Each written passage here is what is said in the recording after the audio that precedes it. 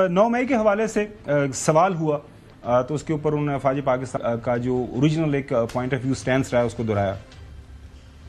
9 मई के बारे में जो अफवाज पाकिस्तान का जो पॉइंट ऑफ व्यू है वो बड़ा वाज़ेह है, गैर मुबहम है और वो ये है कि 9 मई अफवाज पाकिस्तान का मुकदमा नहीं, ये अवाम पाकिस्तान का मुकदमा। जहाँ तक आपने सजाओं का जिक्र किया, लेकिन 2023 में आला अदलिया के फैसले की रूह में जो अमल था मिलिट्री कोर्ट्स में जिन लोगों को रेफर किया गया था वो मुंजमद कर दिया। हाल ही में जब ये 7 रुकनी बेंच ने इसके ऊपर फैसला दिया तो उसकी रोशनी में सजाएं सुनाने का अमल अब मुकम्मल किया जा चुका है। मरवजा कानून के तहत सबूत और शवाहिद के मुताबिक और तमाम कानूनी तकाज़ों को पूरा करके वो तमाम लोग जो 9 मई की हंगामा आराई में मुलव्वस थे और जिनको कानून के मुताबिक मिलिट्री कस्टडी में रेफर किया गया था उनको सजाएं देने का अमल मुकम्मल हो चुका। नकवी साहब, मैं आपके पास आता हूँ। जाहिर है उन्होंने जिक्र किया कि जो है सुप्रीम कोर्ट पाकिस्तान के हुक्म के ताबे ये सारा काम हुआ है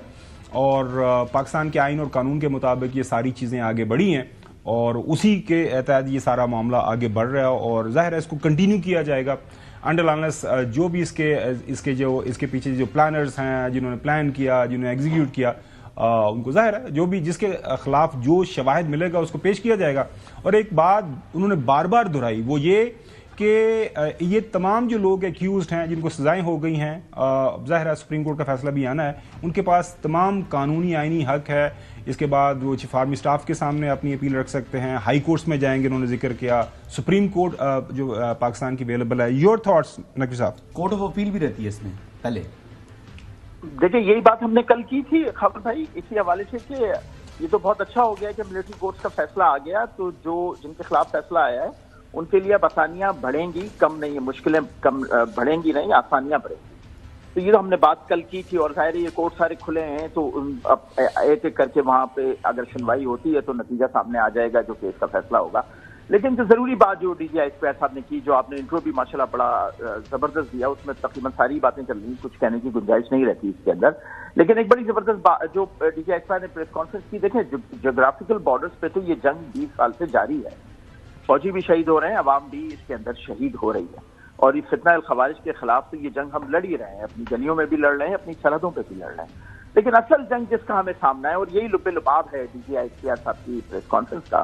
असल जंग जिसका हमें सामना है वो आइडियोलॉजिकल बॉर्डर्स है। और आइडियोलॉजिकल बॉर्डर्स पे जब जंग होती है ना तो वो फिर पॉलिटिकल बॉर्डर्स पे आ जाती है और पॉलिटिकल बॉर्डर्स की जंग फिर इकोनॉमिक के बॉर्डर्स पे आ जाती है। तो हमारे लिए सबसे ज्यादा जरूरी है कि हम जो आइडियोलॉजिकल बॉर्डर पे हमारी जंग है, हम पहले तो पाकिस्तानी कौम उसको समझे कि ये जंग हमारे साथ क्यों लड़ी जा रही है, हमारे सामने ये प्रॉक्सीज क्यों लाई जा रही हैं, हमारे अवाम के दरमियान, हमारी कौम के दरमियान, हमारे तमाम तबकों के दरमियान ये